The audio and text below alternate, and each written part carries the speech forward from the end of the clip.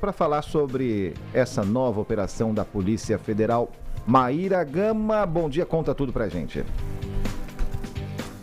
Oi, bom dia, Felipe, bom dia a todos. Os policiais federais estão nas ruas para cumprir mandados de busca e apreensão na Operação Barco de Papel. Essa ação está investigando aportes de quase R$1 bilhão do Fundo de Previdência dos Servidores do Estado no Banco Master. Ao todo, são 4 mandados de busca e apreensão.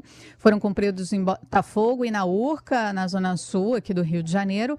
E são alvo desses mandados o presidente do Fundo do Rio Previdência, o Davis Marcon Antunes, o diretor de investimento, Davis Marcon Antunes, é o presidente do Rio Previdência, que também é alvo desse mandado de busca e apreensão. Além disso, o diretor de investimentos, Euchério Lerner Rodrigues, e o gerente de investimentos, Pedro Pinheiro Guerra Leal. A investigação foi iniciada em novembro para apurar um conjunto de 9 operações financeiras que foram realizadas entre novembro de 2023 e julho de 2024, que resultaram na aplicação de aproximadamente 970 milhões de reais em recursos, em investimentos do Banco Master.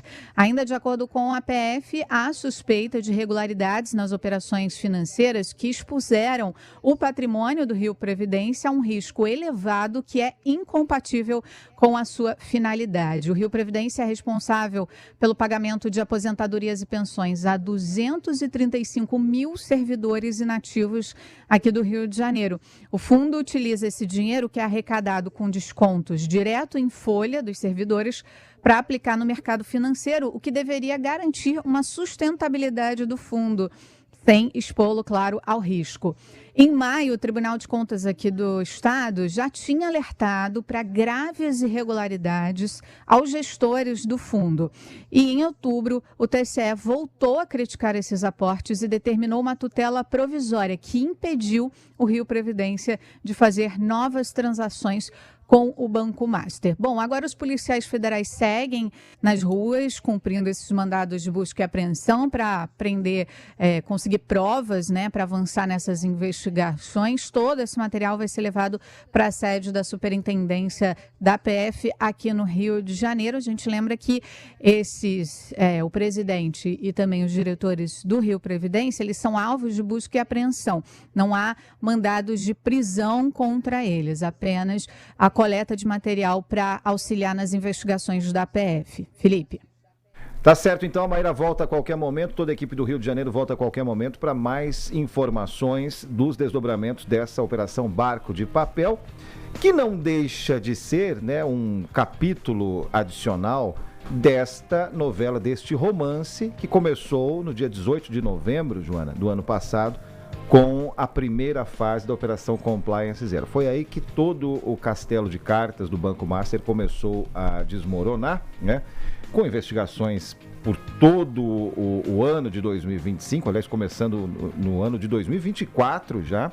Então a gente está meio que no terceiro ano de investigações, agora, desde o ano passado, abertas para a sociedade brasileira, de tudo que acontecia com o Banco Master e da falta de sustentação financeira do Banco Master, que envolvia outras personagens do sistema financeiro, da área política, da área econômica e tudo mais. E a parte mais frágil e triste dessa história, a gente pode exemplificar nessa informação que trouxe a Maíra Gama para a gente agora, dessa Operação Barco de Papel, que é um pedacinho, mas é um pedacinho que envolve mais de 200 milhões de contribuintes aposentados, pensionistas, inativos do estado do Rio de Janeiro. Como a gente disse mas bem lá atrás, no comecinho mesmo, havia muita gente que tinha dinheiro debaixo desse guarda-chuva Banco Master e não sabia, não sabia por quê, porque tinha dinheiro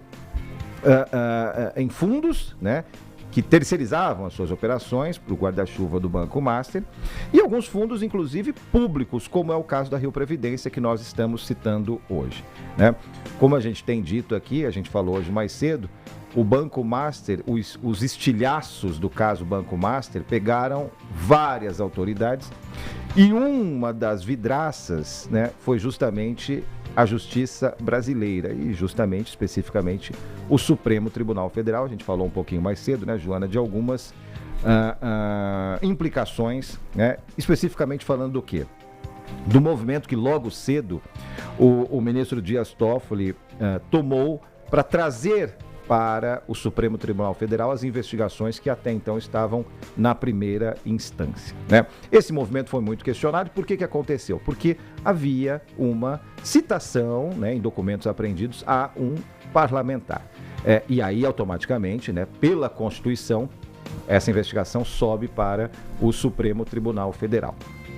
Porém, não houve, né, nenhum tipo de indicativo, né, de que, de fato, este parlamentar ou qualquer outro, que é importante dizer, estaria envolvido com essas etapas até agora deflagradas dessa operação. O que ficou? Ficou esta batata quente na mão do Supremo Tribunal Federal, né, Joana?